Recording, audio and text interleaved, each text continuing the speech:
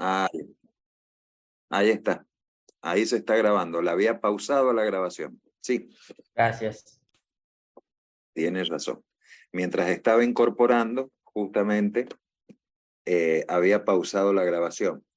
Entonces retomo, para que quede más o menos grabado y no se lo pierdan. Cuando nosotros hablamos de dignidad humana, más allá de haber visto ya con anterioridad que la persona humana dentro del reino de todo lo creado se encuentra en la cúspide, por diversas razones, pero básicamente por la circunstancia de que es un ser eminentemente social y que tiene una naturaleza espiritual. O sea, nos guste o no nos guste, el fenómeno de la religión es un fenómeno universal. Yo participo de la religión católica.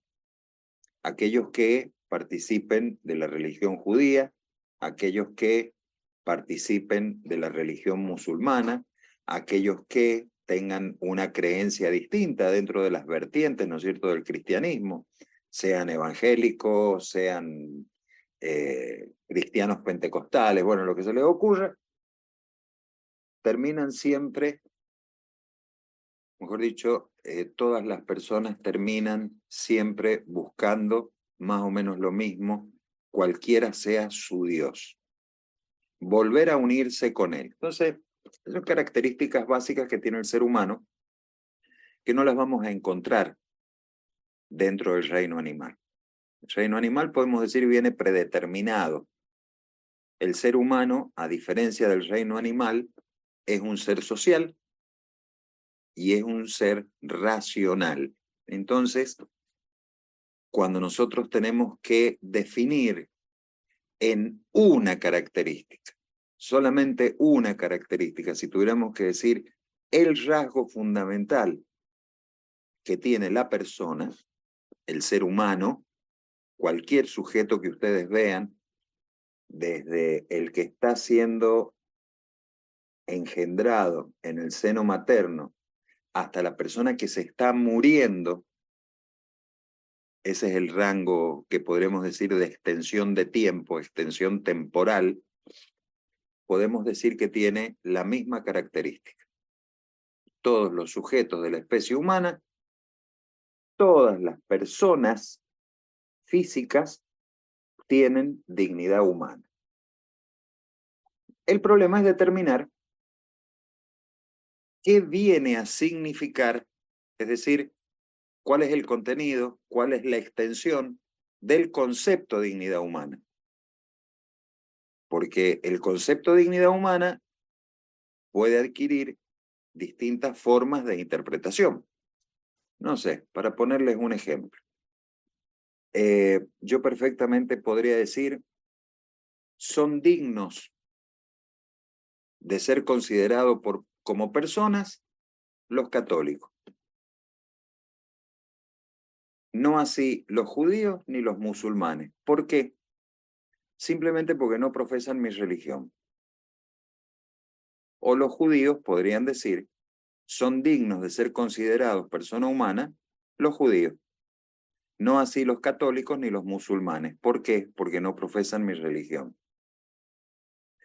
Otro podría decir, las únicas personas que verdaderamente son sujetos de la especie humana y merecen protección son las personas de la raza blanca. Los negros, los indios, las mujeres, los niños, esos no son seres humanos. No estoy diciendo nada extraño, ¿eh? Estoy dando nociones, pensamientos que se han producido a lo largo de la historia. Esto de decir no tienen dignidad humana los judíos,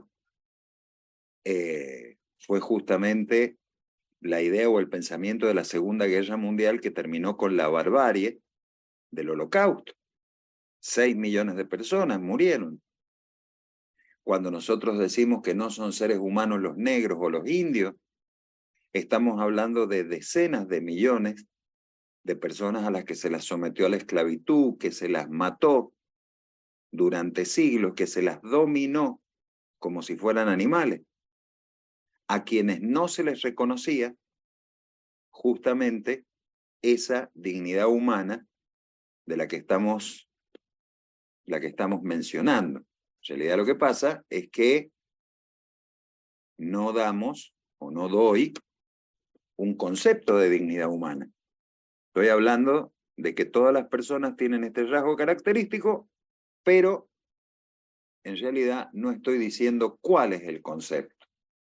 Entonces, lo primero que deberíamos nosotros reconocer para después llegar a este concepto de dignidad humana, que es un tema fundamental en las ciencias de la salud, pero sumamente fundamental, absolutamente fundamental. Yo no puedo tratar de la misma manera al animal que al ser humano cuando hablamos de una situación de enfermedad. Bueno, lo primero que deberíamos reconocer, ¿no es cierto?, es que cuando nosotros hablamos de persona humana, hablamos de un ente que presenta signos característicos de humanidad sin distinción de cualidades o accidentes. Este concepto es un concepto jurídico y el concepto que daba Vélez Sarsfield, el autor del Código Civil de la República Argentina, que estuvo vigente hasta el año 2015. Pero este concepto jurídico es eminentemente filosófico, es decir, tiene verdades filosóficas que además reconocen o rescatan o toman para sí datos empíricos, datos reales, datos de la realidad. Entonces, si nosotros hacemos un análisis de esto que yo acabo de decir, entes que presentan signos característicos de humanidad. ¿Cuál es el único? Primero, ¿qué es lo que es ente? Para que entendamos qué es lo que es ente, el ente es un concepto ideal que tiene una representación que después puede ser proyectado en cada uno de los seres de la realidad. Se los traduzco al cristiano en un ejemplo muy sencillo. Si yo digo mujer, cada uno de los que estamos acá presentes se le ha generado en la cabeza una idea de lo que es una mujer. Algunos piensan en la madre, otros en la hermana, la prima, la tía, la sobrina, la vecina, lo que se les ocurra. Ese concepto ideal después se materializa en cada uno de los sujetos de la especie humana que biológicamente respondan al sexo femenino. Entonces, el ente es ese concepto de carácter general en el cual yo describo todas las cualidades que tienen los seres que después se plantean o se presentan en la realidad. Cuando yo digo ser humano, automáticamente ustedes deberían pensar, o algunos pensarían en un hombre, otros en una mujer, otros en un niño, otros en un anciano, pero nadie va a pensar en un perro, en un árbol, en una planta, en una piedra. Pensaremos distintos tipos de seres humanos. Y en realidad, en ese concepto genérico, yo puedo después tenerlo materializado en una realidad específica. La mujer es un sujeto de la especie humana. El hombre es un sujeto de la especie humana. El niño es un sujeto de la especie humana. El anciano es un sujeto de la especie humana. Entonces, discúlpenme un segundito, voy a tener que interrumpir un segundo, me están llamando de la universidad. Permítanme un segundo, ya continuamos.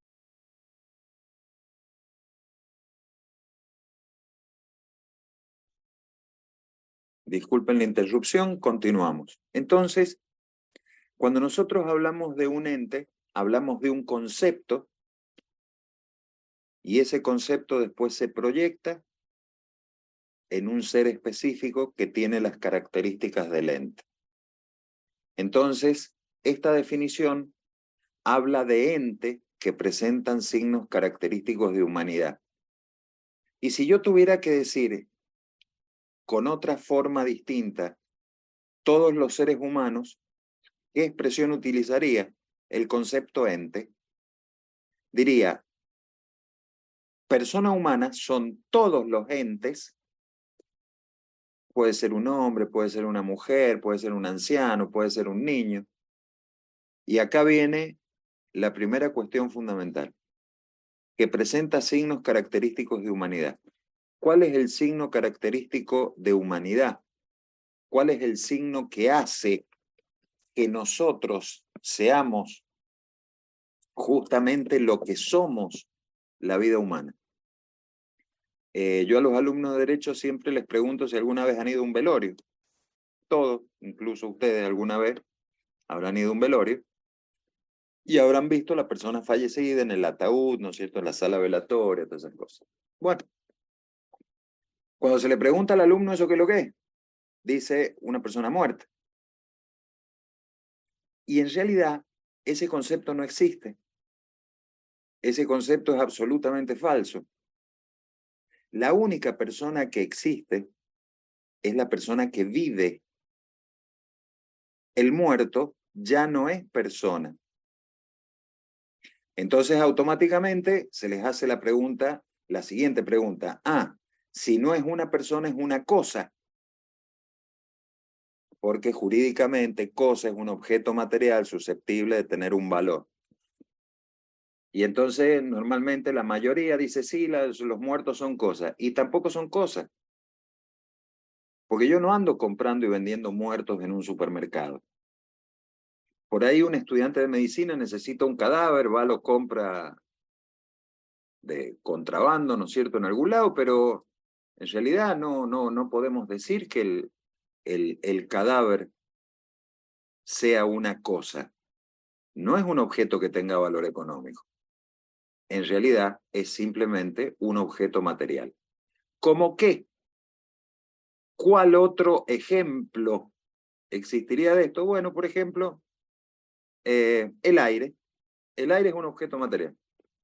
No es una cosa, no nos cobran por el aire. Tiene una relevancia fundamental hasta incluso económicamente. Porque en aquellos lugares donde, por ejemplo, el aire falta, porque están a mucha altura sobre el nivel del mar, en aquellos lugares donde el aire está contaminado o está viciado por la contaminación, bueno, ahí es más difícil, ¿no es cierto? O mejor dicho, las cosas que se emplazan en esos lugares tienen menos valor económico. Entonces, ustedes fíjense que hay objetos materiales que son fundamentales para la existencia de la persona y sin embargo no tienen valor económico. Pero la idea fundamental a rescatar es que la persona humana se caracteriza porque tiene vida y esa vida es humana. Primer rasgo esencial de todo ser humano, tiene vida humana, que es distinta de la vida del animal, que es distinta de la vida del vegetal y obviamente del mineral, que es inerte. Es decir, eso no tiene vida. Y continuamos con el concepto. No se distinguen ni en cualidades ni en accidentes. ¿Qué es lo que son las cualidades? Bueno, las cualidades son rasgos positivos de ese ente, de esa persona humana. ¿Cuáles serían los rasgos positivos? Bueno, que la persona sea varón o mujer, es un rasgo característico, un rasgo positivo. Que sea alto, que sea bajo, que sea niño, que sea anciano, que sea hombre, que sea mujer, que sea judío, que sea católico, que sea negro, que sea blanco, que sea indio, que sea europeo. Es exactamente lo mismo. A pesar de que estoy nombrando opuestos, no por ellos uno es más persona que otro. Dentro de sus diferencias, en realidad son exactamente lo mismo. y a eso se lo denomina cualidades. Si yo les pregunto a ustedes, ¿es lo mismo una mujer que un hombre, incluso biológica o anatómicamente? No, son dos cosas completamente distintas. Qué sé yo, en las mujeres, por ejemplo, tienen hormonalmente progesterona, más progesterona que los hombres. Los hombres tienen más testosterona que las mujeres. Las mujeres no tienen próstata, los hombres tienen próstata. Las mujeres producen gametos femeninos que se llaman óvulos. El hombre produce gametos masculinos que se llaman espermatozoides. Somos completamente distintos. Cuando nosotros desde este punto de vista, ¿no es cierto?, analizamos las diferencias. Esas diferencias son simplemente cualidades. No son ni buenas ni malas. Diferencian a unos de otros. ¿Hay algo en esas cualidades que reste humanidad al sujeto? Nada. Nada, de nada, de nada.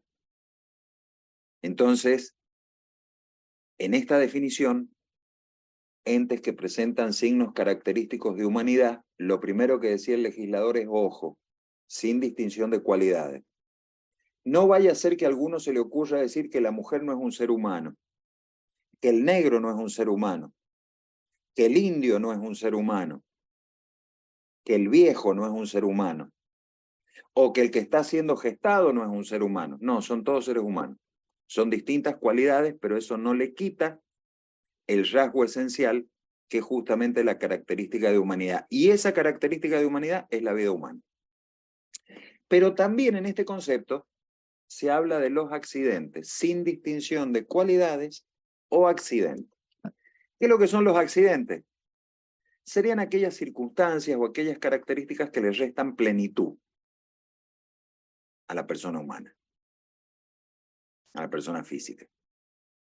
¿Es lo mismo una persona enferma que una persona sana? No, no es lo mismo. Porque el enfermo puede hacer menos cosas. ¿Es menos persona por estar enfermo? No, absolutamente. Es exactamente o tiene exactamente la misma dignidad que tiene la persona sana. Sea un niño, sea un anciano. Es lo mismo una persona que se está muriendo en la cama de un hospital que el adolescente que tiene 15 años y está corriendo una carrera. Es exactamente lo mismo. Sin embargo, hay uno que tiene un accidente. Está enfermo porque es viejo y está internado en un hospital. El otro no lo padece a ese accidente, que es la vejez. Entonces acá nuevamente Vélez Sarsfield decía, ojo, que es persona, todo ente que presenta humanidad, signos característicos de humanidad, sin distinciones de cualidades o rasgos positivos y sin distinciones de accidentes que serían los rasgos negativos. Es decir, una persona que está enferma, una persona que está postrada, una persona que ha perdido sus facultades mentales, una persona que está agonizando, sigue siendo persona. Sí, Profe, sí, lo escucho. ¿y por qué la vejez es un accidente? Bueno, porque le resta plenitud. A ver, para que entendamos bien la idea. ¿Usted cuando alguna vez ha tenido gripe? Sí, Bueno, ¿usted se ha sentido exactamente igual cuando tenía gripe o estaba sano? no, claro que no. Claro que no. Quiere decir que cuando está usted enfermo, hace menos cosas que cuando está sano. Habrán escuchado por ahí eso decirme, tengo una gripe que no sirvo para nada.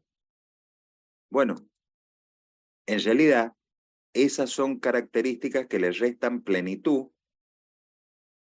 a la vida humana. La enfermedad le resta plenitud.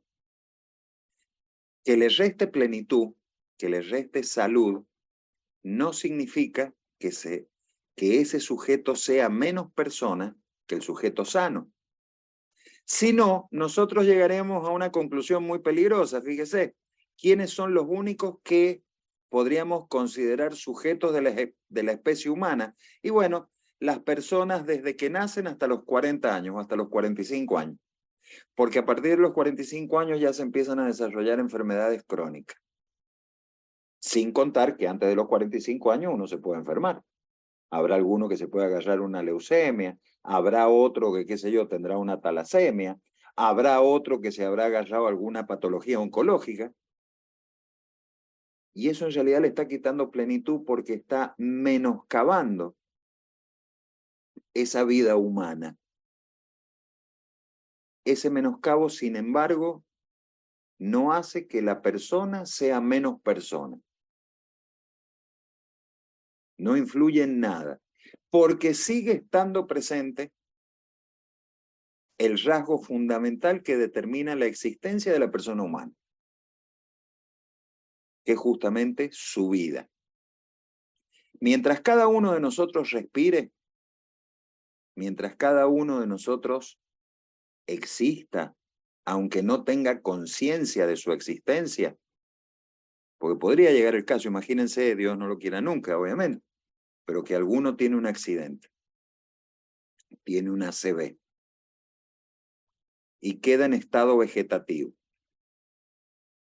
Y esos estados vegetativos persistentes, que ni siquiera médicamente se sabe si el tipo está consciente, está inconsciente, responde a ciertos estímulos, pero no se comprende verdaderamente si escucha, si no escucha. Hay toda una discusión ahí médica con respecto a esos temas. Y hay algunos que dicen es una planta. No, no es una planta, es un ser humano. Que por una patología, en realidad tiene menos salud que el otro que anda por la calle caminando. Pero no deja por eso de ser persona. Es tan persona como la persona sana. Ahora, podríamos decir que tiene, o sea, que ha habido alguna circunstancia negativa que hace que ese sujeto en realidad no se pueda comportar como se comportan todos los demás. Y sería un tarado si yo dijera que no. Porque en realidad una persona que está postrada en una silla de ruedas, una persona que tiene una patología oncológica, una persona que es ciega, una persona que está, no sé, en una situación de estado vegetativo, que está en coma, en realidad no tiene la misma plenitud que tiene una persona sana. Ese es el accidente. Eso no quiere decir que sea menos persona. Entonces ahí viene un concepto que es fundamental, que es un concepto filosófico, que es un concepto jurídico e incluso del derecho internacional.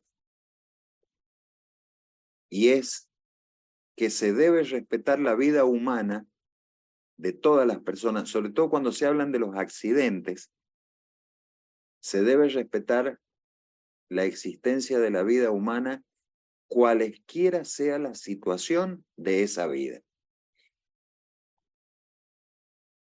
Es tan digna de ser protegida la vida del niño que la vida del anciano, la vida del enfermo que la vida del sano. Es exactamente lo mismo. La vida de la mujer que la vida del hombre. El problema que tenemos es que en realidad esto que yo estoy diciendo en un plano teórico, en un marco teórico, no se cumple nunca. Y entonces, por ejemplo, aparecen de vez en cuando, lo habrán visto en los noticieros, esas imágenes de los niños flotando que se han ahogado tratando de llegar a las costas de España porque vienen emigrando de África. Y entonces ahí tenemos un serio problema de falta de respeto de la dignidad humana.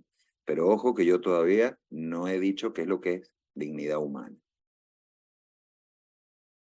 Estoy empezando a dar conceptos más precisos de lo que es una persona humana.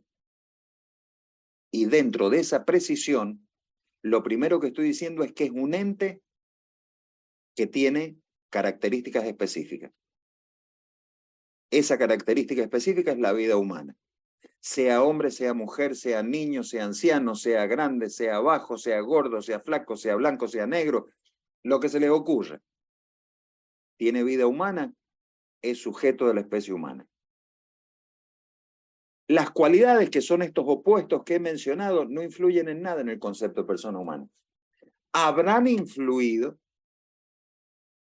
en algún momento de la historia, de la locura de la historia de la humanidad, y por ejemplo, los nazis en Alemania decían que los judíos eran subhumanos. Es decir, yo veía un judío y está bien, estaba viendo un ser humano, pero ojo, en realidad eso no es un ser humano. Eso es un subhumano. Está por debajo de lo que es el humano. ¿Por qué? Y todavía no se sabe explicar. ¿Y por qué no se sabe explicar? Y por una razón muy sencilla, porque el 90% de los que ellos categorizaban como subhumanos, además de ser judíos, tenían otra característica, eran alemanes, que venían de generaciones anteriores de judíos, eran alemanes. Entonces, todavía no se llega a entender cuál fue la razón de semejante locura. Tenemos entonces que reconocer que todos los sujetos de la especie humana tienen vida, y si no tienen vida, dejaron de ser sujetos de la especie humana y pasan a ser un objeto material. Y que cuando hablamos de estos sujetos de la especie humana, hombre, mujer, bueno, todo eso que les voy relatando, que les hago la enumeración, hay que recordar que todo eso es persona con independencia de sus cualidades, que son los rasgos positivos, que sea blanco, que sea negro, amarillo, que sea mujer, que sea hombre, todo lo que se le ocurra, o sus accidentes, que esté enfermo, que esté sano.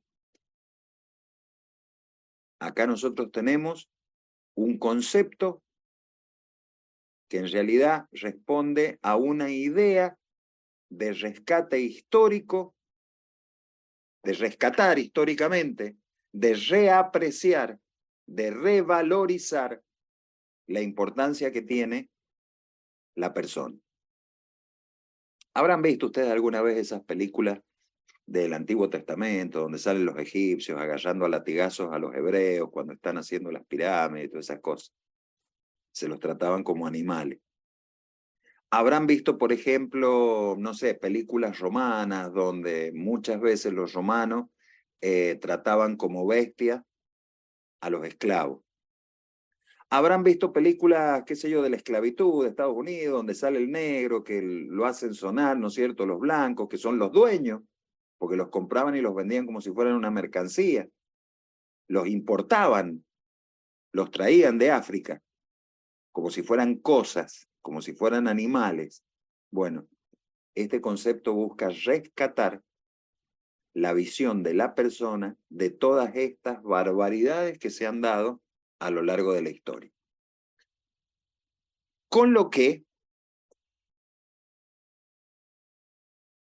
una persona es un ente susceptible de adquirir derechos y contraer obligaciones. Una persona no solamente es ese sujeto físico que piensa, bla, bla, bla, sino que además de eso, tiene la posibilidad de ser titular de derechos. Y puede, por ejemplo, endeudarse. Ningún otro sujeto de otra especie viva puede hacer esto, dentro de todas las sociedades del mundo. Bueno, si yo sigo profundizando este concepto de persona, voy a llegar a una definición que es la definición filosófica por excelencia cuando se habla de persona, que es la definición de Boecio. ¿Qué es lo que decía Boecio? Cuando habla de la persona humana, dice que es una sustancia individual de naturaleza racional. Es decir, el ser humano es un individuo, pero ese individuo tiene una característica que no tienen el resto de los individuos, la naturaleza racional. Y ahí nosotros ya tenemos una idea más acabada de que cuando hablamos de personas, no nos podemos referir a las manadas, por ejemplo, que sería el conjunto de animales. Una manada de caballos, una jauría de perros, como les han enseñado, no sé, en mi época por lo menos lo enseñaban. Una piara de chanchos. Bueno, no hay un rebaño de seres humanos. Cada uno de los sujetos de la especie humana es un ser individual y no tiene otra posibilidad que el reconocimiento de su individualidad. Bueno, características. Recién les había mencionado, al principio cuando había empezado a hablar, que me parece que todavía no había activado la grabación. Uno de los aspectos fundamentales que tiene la persona humana, primero, cuerpo y alma. Cuando se habla de alma, por ahí, no lo confundan con una cuestión de tipo religiosa, sino ténganlo presente como el misterio de la vida. La individualidad corporal es la que tenemos todos, pero hay algo misterioso que nos hace que nosotros mismos percibamos que tenemos una característica que es irreproducible, que es justamente este principio de movimiento de todos los seres vivos, que es la vida o el alma. La ciencia, por ejemplo, ha llegado a permitir reconocer con exactitud cuáles son todos los componentes del ser humano en su composición química, por ejemplo. Un 80%, no sé, ustedes deben saber mucho más que yo es agua, un 20% son tejidos, carbono, no sé, las cosas que a uno les enseñan. El ser humano no puede reproducir la existencia de un hombre, o no puede crear la existencia de un hombre. Sí lo puede reproducir.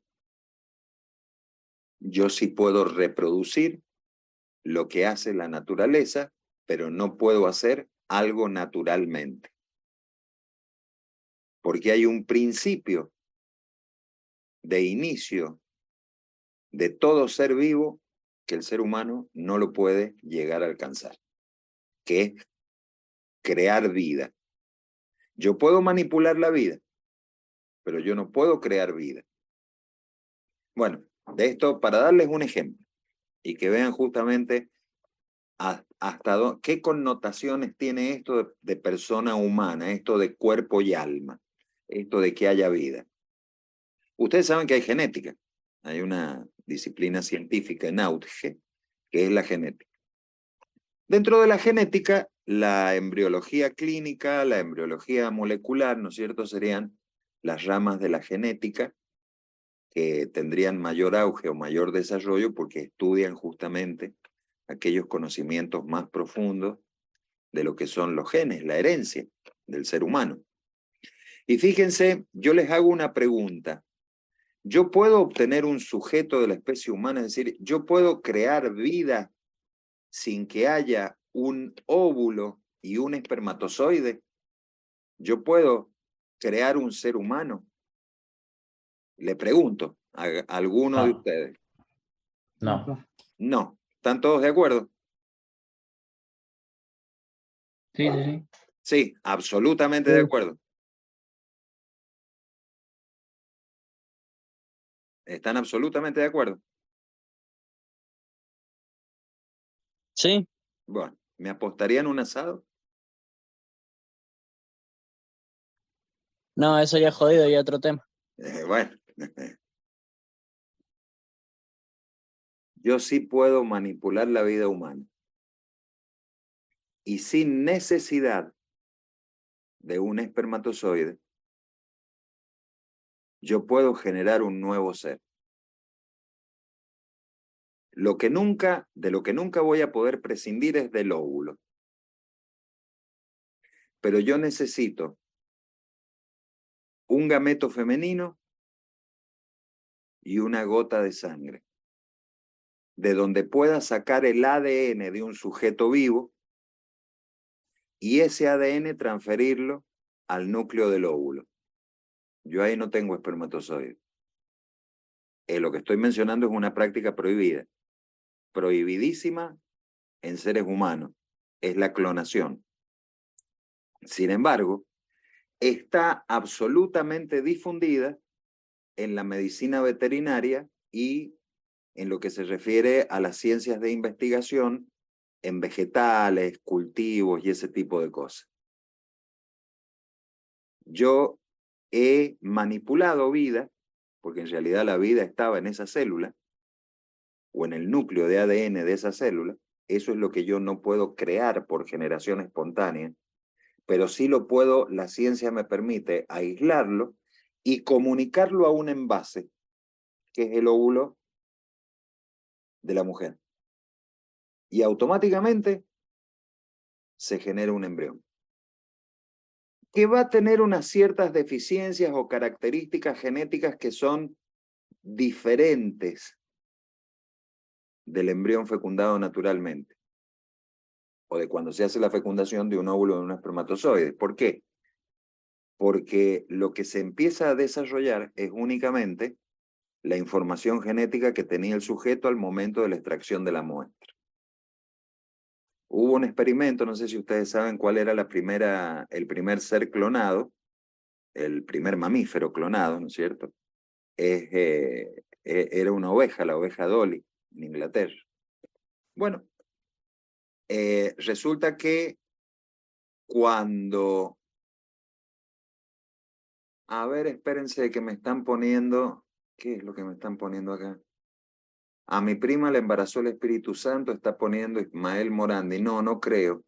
Es más probable que sea el vecino o algún amigo o el novio. Salvo que me diga, Ismael, que lo que está pasando acá es que su prima ha tenido una patología degenerativa y ha generado un tumor, que ahora no me acuerdo cómo se llama, que se desarrolla como si fuera un embrión, pero que en realidad lo que produce son tejidos de ciertas partes de un ser humano. Por ejemplo, tejidos de cabello humano, tejidos de dientes humanos, tejidos de uñas. Si a eso lo considera una intervención divina, puede ser. Si no, es imposible. Bueno, les sigo comentando que el sujeto que yo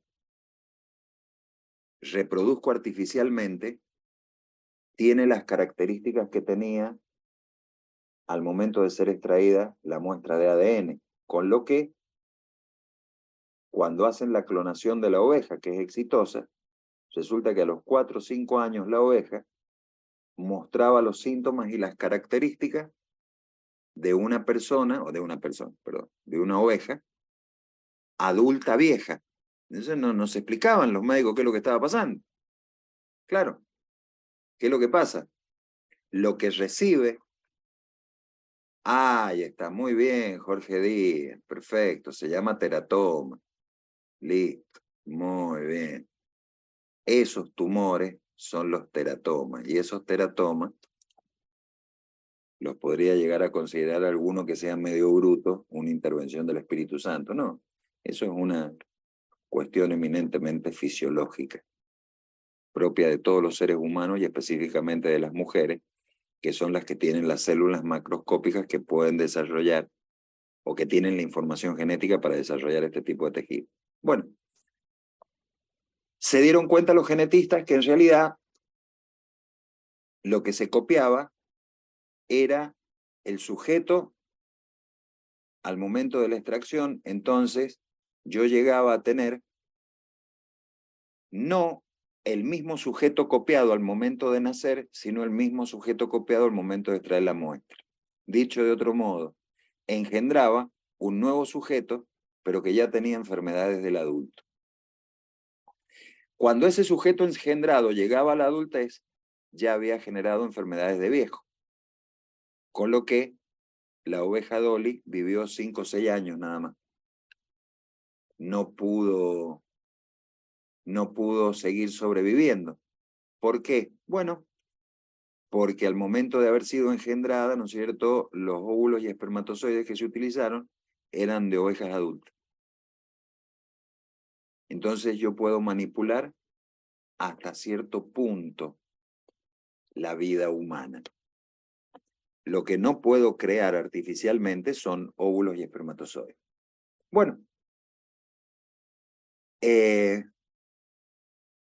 dentro de este concepto de alma entendida como movimiento, es decir, no alma entendida como esta cosa espiritual que se va al cielo, que se va al infierno, si se porta mal. No, no, no, nada de eso. Podríamos decir que hay otra característica que tiene la persona humana, que es justamente su racionalidad. Tiene esa espiritualidad que le permite conocer la verdad. Y cuando se habla de la verdad, se habla sobre todo de la verdad científica, de la verdad filosófica. Entonces, el sujeto humano tiene esa tendencia que no la tienen los animales. No sé si habrán visto algunas veces esas películas o documentales que ponen cómo cazar monos de no sé dónde, que les hacen un agujerito a un coco para que el mono meta la mano, y el mono instintivamente mete la mano en el agujero ese que le han hecho en el coco, pero cierra el puño. Entonces después cuando quiere sacar la mano no puede. Cuando vienen y lo agarran, el mono no ha podido huir, son unos monos chiquititos, no ha podido escaparse porque tenía el peso del coco. Entonces así los agarran, una tontera. O como cazan, por ejemplo, los jabalíes en África. Se cazan de una manera muy... Uno pensaría que los agarran a tiros y esas cosas. No, se los caza con maíz. Es decir, se va tirando maíz, los animales se van acostumbrando a ir comiendo el maíz, entonces se hacen cercos como si fueran jaulas grandes, ¿no es cierto? Se empieza a tirar el maíz adentro, adentro, adentro, y hasta que llega un día que viene uno y cierra la puerta de la tranquera. Y ya los tiene a todos los jabalí pillados, todos los que quiera agarrar. Bueno, eso lo que nos está demostrando es en realidad que el animal no tiene esta racionalidad que sí tiene el ser humano. Bueno, otra de las cuestiones es un ser individual. Incluso, ¿alguno sabe cuáles son las copias idénticas de los seres humanos? ¿O los clones humanos naturales? ¿Alguno sabe cuáles son? Los gemelos. Exactamente, los gemelos. ¿Y por qué hablo de la individualidad y la gemelación? Porque yo puedo tener dos gemelos que son absolutamente idénticos en el ADN. No los puedo distinguir. No se comprende todavía desde el punto de vista de la genética cuál es el fenómeno de la gemelación. En algún momento se hablaba del estrangulamiento y división celular y todas esas cosas, pero después se ha descartado. No se comprende todavía muy claramente. Y fíjense que con esto de la individualidad yo tomo dos gemelos idénticos. Por factores epigenéticos van a ser adultos completamente distintos. Podrán ser parecidos, pero puede ser que uno sea un súper deportista y el otro sea un sabio o un genio de las letras o de las artes o lo que se les ocurra. Y uno dice, ¿y cómo puede ser si uno era deportista y los dos son gemelos? Los dos deberían ser deportistas, es lo que dice la lógica. Los dos deberían ser músicos, los dos deberían ser pintores, los dos deberían ser artistas. Y no. Yo puedo tomar 100 sujetos genéticamente idénticos a Maradona.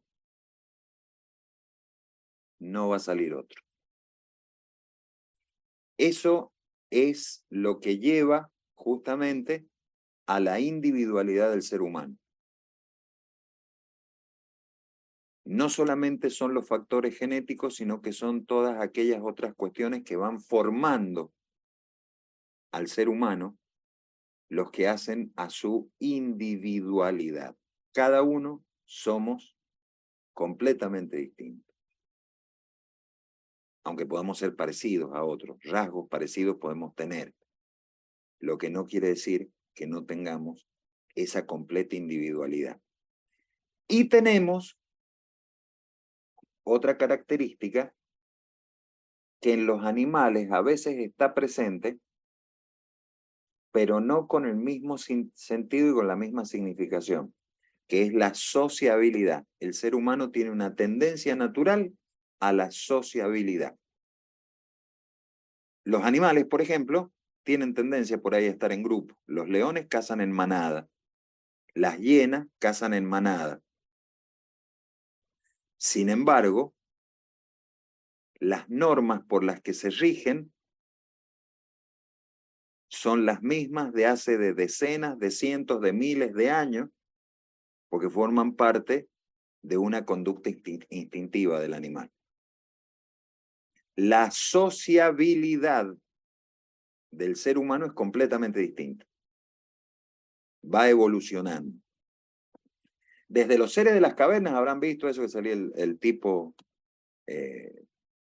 ¿cómo se llama? El cavernícola, que le mete un garrotazo a la mujer, la agarra de las mechas y la mete en la caverna. Bueno, desde esa imagen hasta la actualidad, la sociabilidad humana ha ido cambiando. ¿Y por qué ha ido cambiando? Bueno, porque el hombre va evolucionando. Dentro de esa sociabilidad hay un fenómeno que se llama cultura. Y dentro de esa cultura, el hombre es un ser cultural. Hay una característica muy particular que tiene el hombre que no la tiene ningún otro sujeto creado. Comunica los conocimientos.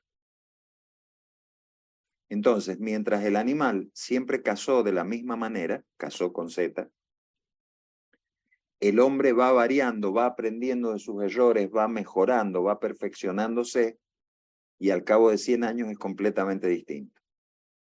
El primero quiso volar un avión, le comunicó esos conocimientos a otros, que empezaron a ser bichos más grandes, aviones con motores más potentes, hasta que tenemos lo que aparece en la actualidad. Aviones que pueden llevar 400 personas, que vuelan de continente a continente. 100 años atrás, ni en una película de ciencia ficción se hubiera podido imaginar. ¿Y qué es lo que ha pasado? Bueno, 4 o 5 generaciones de gente que se ha muerto, pero que ha ido transmitiendo los conocimientos. Entonces, ahí tenemos el rasgo esencial, uno de los rasgos esenciales, ¿no es cierto?, que tiene el ser humano. Y el otro rasgo esencial es que el hombre reconoce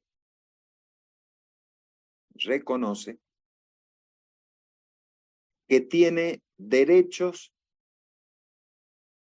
que le son propios e inalienables, como por ejemplo el derecho a la dignidad humana, y que tiene deberes morales que también le son imposibles de ser relevados, es decir, que se los saque de encima.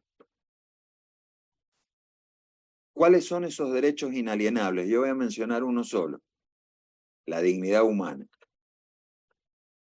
Es connatural con la persona que nosotros digamos, la persona humana es un ser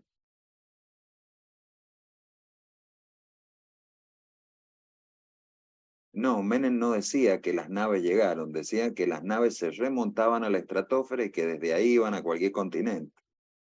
Es otra cosa, es más o menos como el tren bala de Cristina, que salía, ¿no es cierto?, desde Buenos Aires y llegaba a Rosario en 15 minutos. Más o menos la misma taradez. Pero bueno, esas son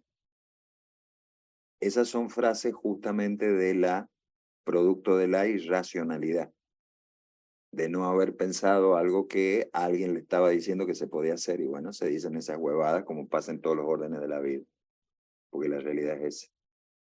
Como les decía, tiene derechos inalienables. El primero y fundamental es el reconocimiento de su dignidad humana, y específicamente el derecho más básico y fundamental, que es el derecho a la vida. Todavía no les digo qué es lo que es dignidad humana. Les vuelvo a repetir. Y tiene deberes que no solamente son jurídicos, es decir, por normas creadas por ellos mismos, las reglas de convivencia dentro de una sociedad, sino que son deberes morales, que es mucho más allá de eso. Es decir, va mucho más allá.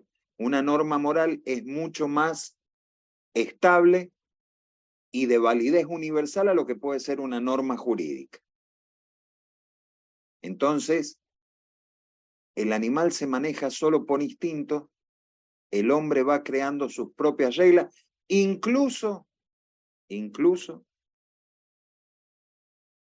reprimiendo sus propios instintos. Y eso es lo que nos hace a nosotros ser completamente diferentes al resto de los animales creados, o al resto de los seres creados, ¿no es cierto? Entonces,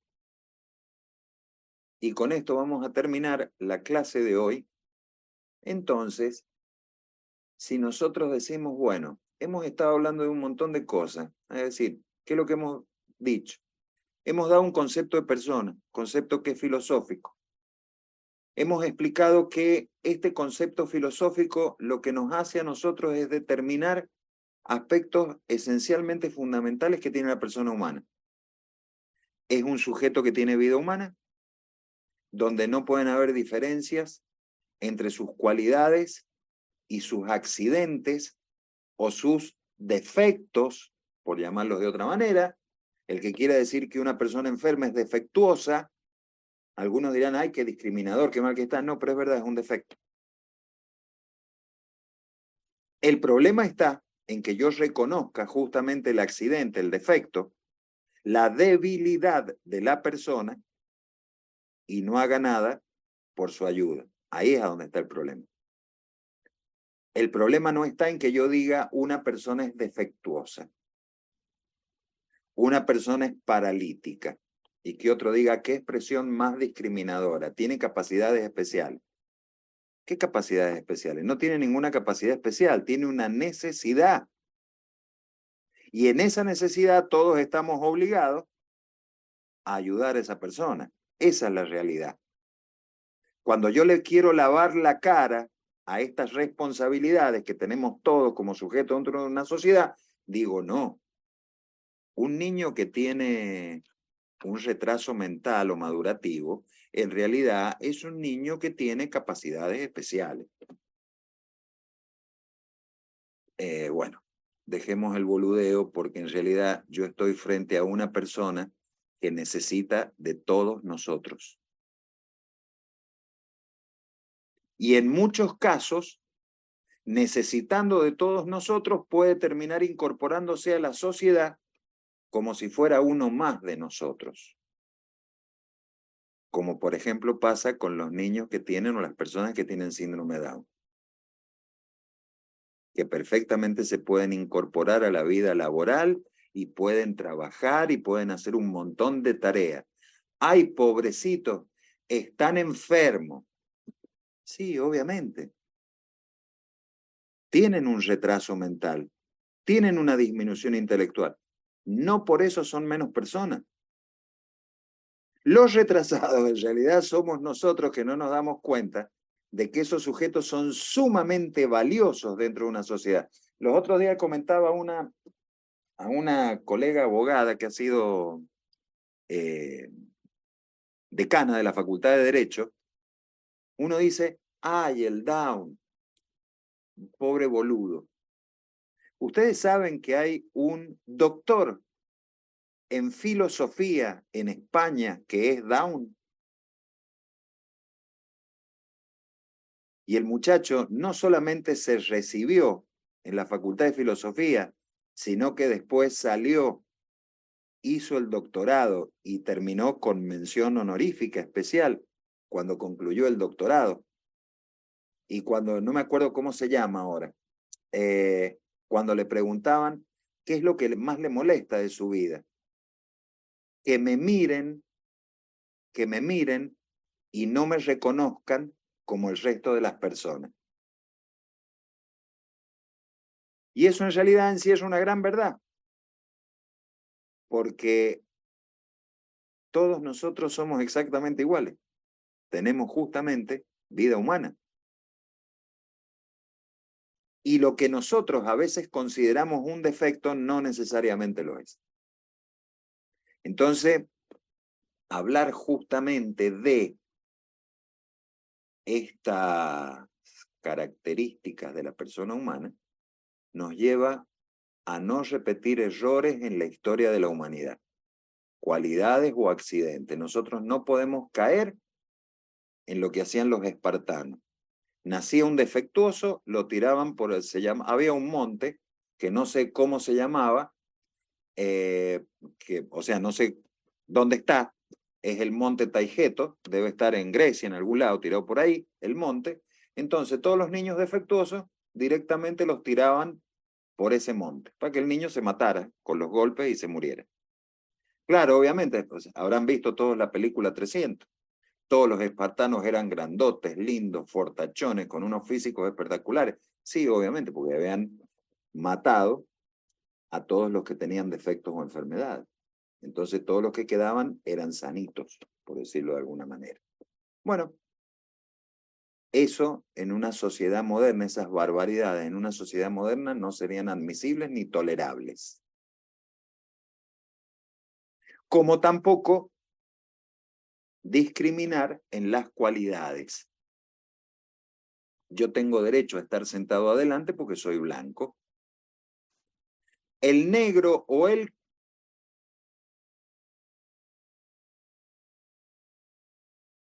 No, acá Nahuel Pérez está diciendo por el chat que los espartanos se centraban en formar hombres perfectos. Y no, no es en realidad eso. La sociedad espartana era una sociedad dedicada a la guerra.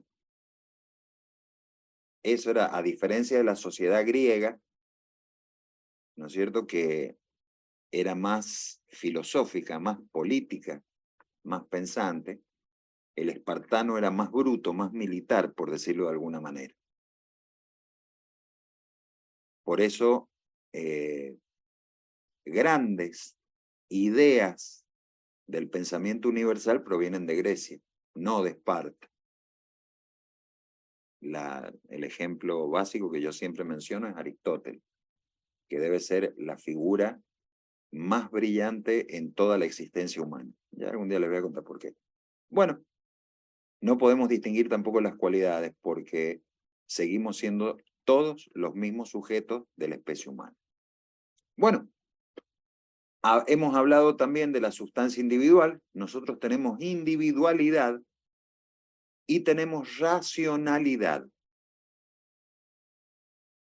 que no significa que todos seamos sanos y que no puedan haber locos y entonces que, claro, el Down no tiene inteligencia, entonces ese no es persona. No, socio, es tan persona como nosotros. La persona que tiene una parálisis cerebral es tan persona como nosotros. El que tiene un retraso madurativo es tan persona como nosotros. Es una persona enferma. Pero es tan persona como todos nosotros y requiere por ese accidente, por esa enfermedad, una especial protección de la sociedad. Y hemos dicho también que tiene características, tiene cuerpo y alma. Cuando hablamos de alma, no es en el sentido religioso, sino que es esto de que se inspira el movimiento humano. Y les voy a poner un ejemplo para que lo entiendan. Yo les hago una pregunta, a ver si alguno en el foro me la contesta. Y se da cuenta de qué es lo que estoy hablando. Si yo tomo una parte del cuerpo, ¿no es cierto? Supongamos un dedo de la mano. Yo les pregunto, ¿ese dedo tiene vida?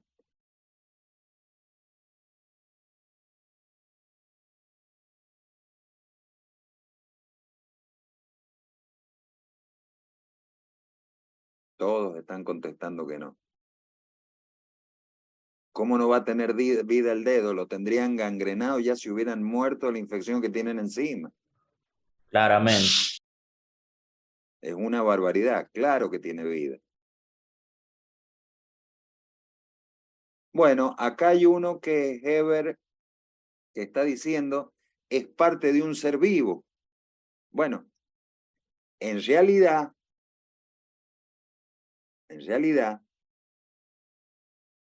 las partes generan el todo. Pero fíjense ustedes que cuando yo hago la amputación de esa parte del cuerpo, ese dedo por sí solo no existe. Es lo que decía por acá uno que era Ever, me parece que ahora se me perdió en el chat, porque es parte de un ser vivo, es parte de un todo. Sin embargo, cuando yo tomo la más humilde molécula de una gota de sangre, a diferencia de lo que pasaba con el dedo, que en cuanto a la comparación de volumen, fíjense lo infinitamente superior que es ese dedo al tamaño microscópico, viene a ser que esto es autónomo. Esto sí tiene vida propia. Y esa vida propia encierra un ser humano. A eso nos lleva la individualidad. Nos está dando los genetistas no les gusta usar lo que yo voy a decir ahora porque dicen que es un error, pero nos está dando el mapa o los planos de construcción de ese ser humano, que es el ADN. Mientras que el dedo es una parte de tejido que obviamente si tiene sangre también llevará información, ¿no es cierto?, genética del sujeto que antes lo tenía dentro del cuerpo. Entonces nosotros tenemos una individualidad que es insustituible. Y que ni siquiera puede ser comunicada, incluso en el fenómeno de la gemelación.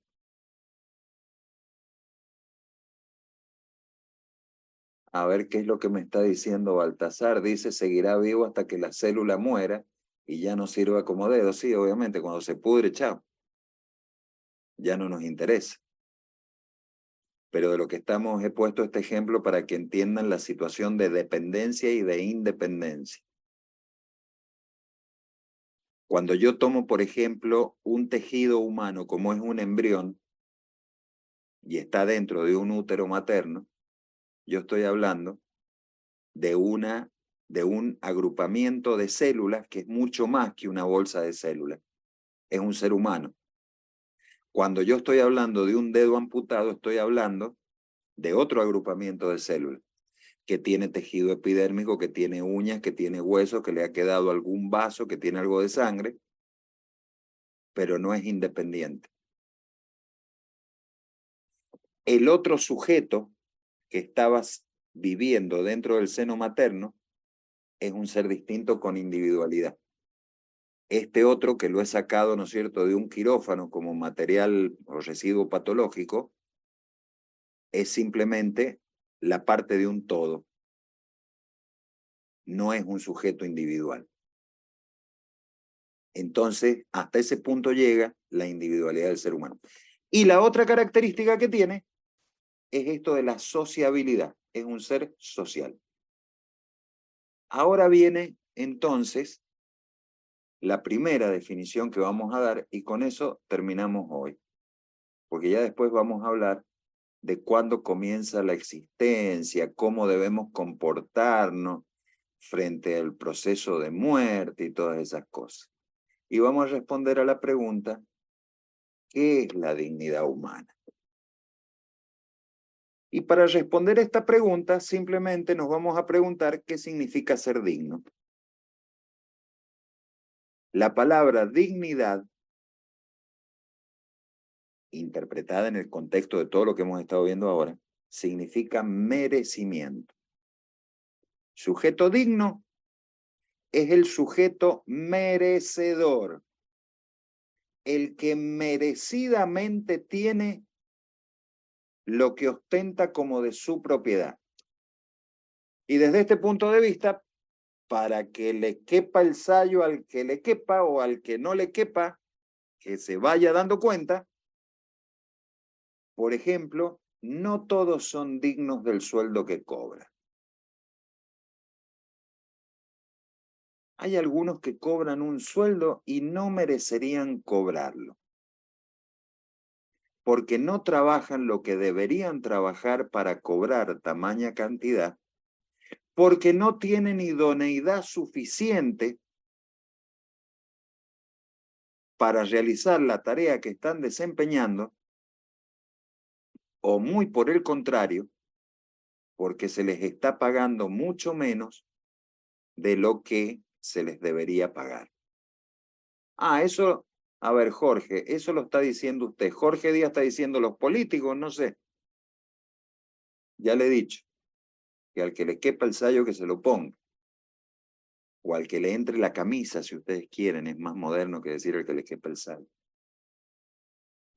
Lo cierto es que cuando nosotros hablamos de dignidad, hablamos de merecimiento. Hay un tipo que, miren, era un terrible delincuente.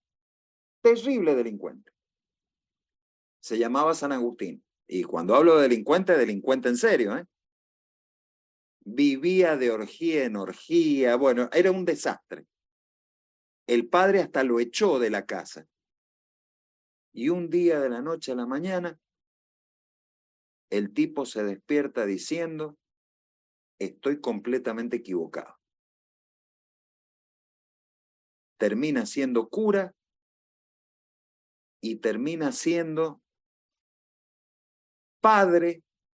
Bueno, los médicos que no cobran lo que merecería, bueno, esto ya está siendo un reclamo sindical. Pero sí, es verdad.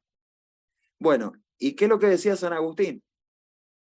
Que después de haber sido un terrible delincuente, fiestero, chupador, era borracho, de todo, de la noche a la mañana, el tipo pega un vuelco de 180 grados y termina siendo una de las mentes más brillantes junto a Santo Tomás de Aquino de la filosofía patrística de la Iglesia Católica, que la utilizan la Iglesia Católica, la Iglesia Judía, la utilizan un montón de iglesias, ¿sí?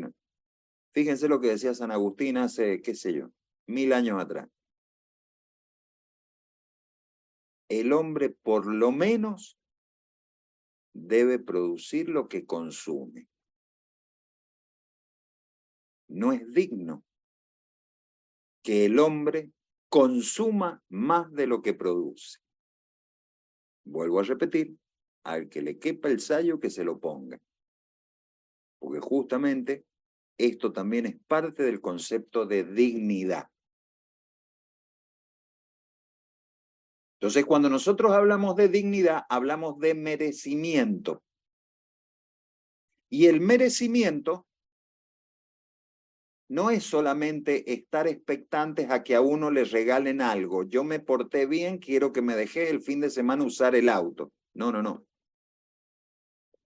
El merecimiento, bueno, acá salió otro hablando de los planes del gobierno y esas cosas. Esas cosas las están diciendo ustedes, no las estoy diciendo yo. Yo lo que estoy diciendo es que cuando hablamos de dignidad humana, hablamos de merecimiento. Y que el hombre merece, tiene derecho a aquello que ha construido y que ha ganado, incluso con el sacrificio a costa de su sangre. Que yo en el siglo XXI diga el respeto de la vida humana es una frase que engloba cientos de millones de personas muertas en situaciones sumamente trágicas a lo largo de toda la historia de la humanidad. Pero eso también hace al merecimiento del respeto a la vida humana. Entonces, cuando nosotros hablamos de dignidad humana, hablamos del merecimiento que tienen todas las personas a ser reconocidas como personas. Y hablando justamente de estas interpretaciones políticas que han salido acá, y con esto voy a terminar la clase de hoy, Claro, obviamente. Acá hay un alumno, Kiara, no sé, o Chiara, ¿es nombre de mujer?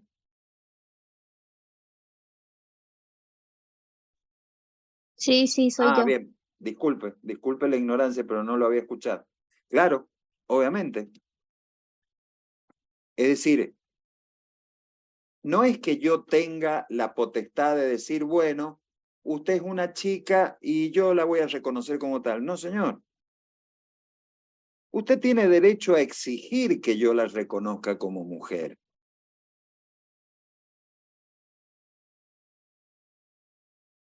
Que es muy distinto.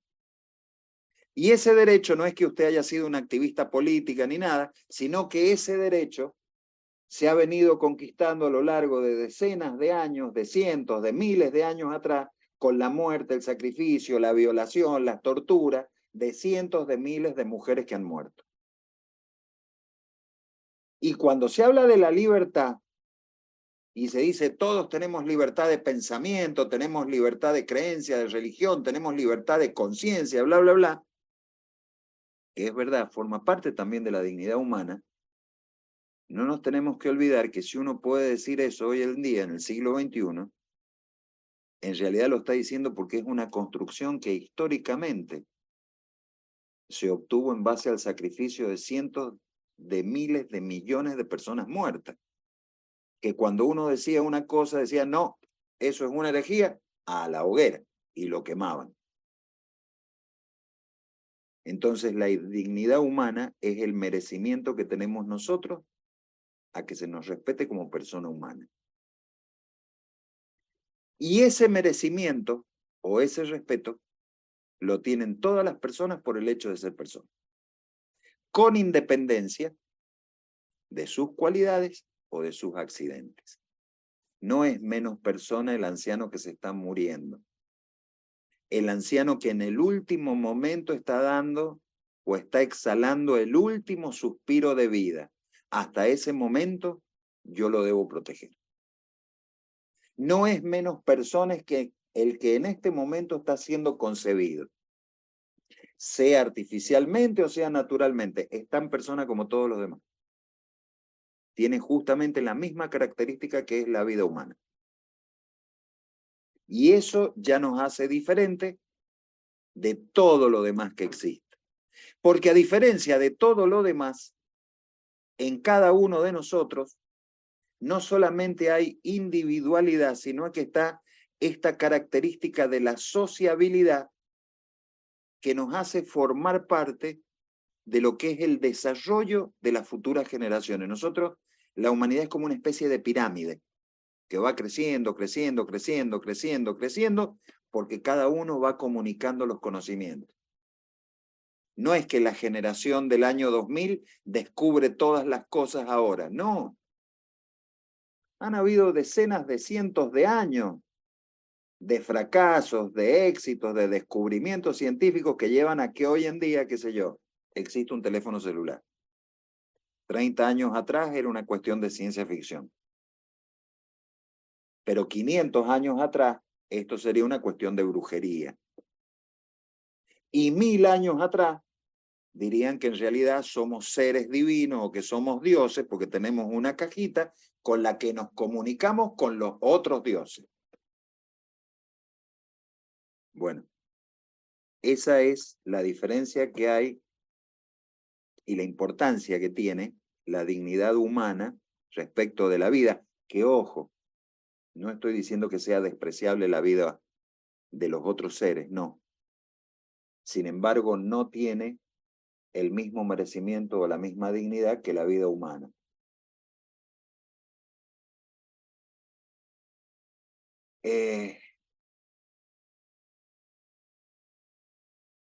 Es impresionante cómo va cambiando el hombre. A ver, Ismael, no sé qué quiere decir con esto.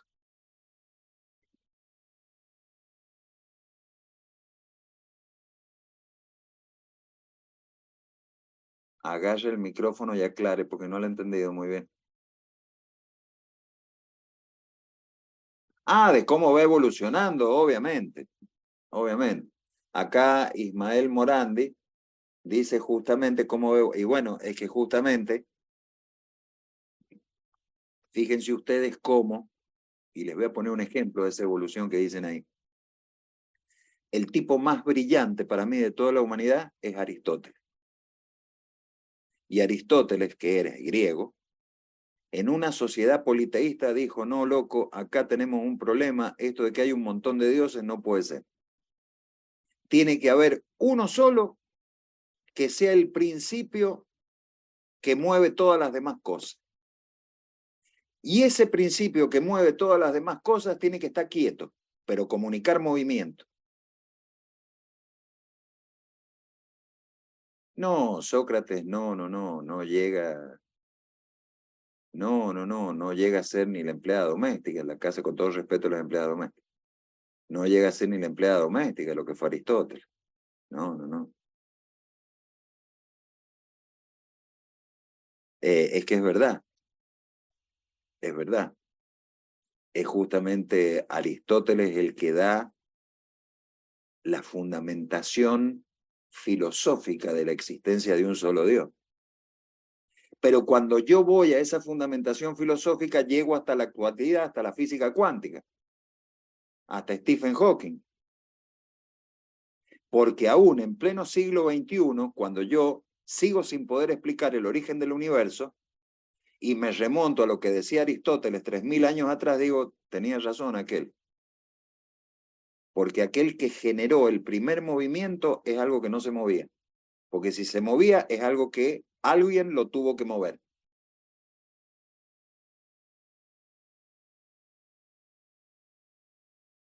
No entiendo qué es lo que es eso de hay cosas que se bancó.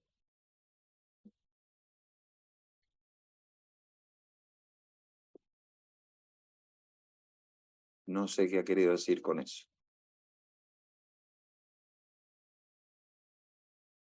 Pero bueno. Bueno, niños. Cortamos acá la clase de hoy. Terminamos. Yo voy a subir esto al aula virtual. Sí. ¿Dónde podemos ver los videos suyos? Mire, yo los estoy subiendo al aula virtual de cultura religiosa. En la materia formación humanística. Ah, bueno. Gracias. Los que he podido subir, porque ha habido algunos casos donde se me grabó 15 minutos nada más de una clase, no lo pude subir, en otra no pude subir nada, pero hasta ahora, de este encuentro de Zoom, he podido subir todo. Así que no hay problema. Esta misma noche calculo yo que puedo subir esto. Profe, ¿qué pasó la clase anterior que no se conectó? Acuérdese, a ver, claro, es que quizás haya sido un error mío.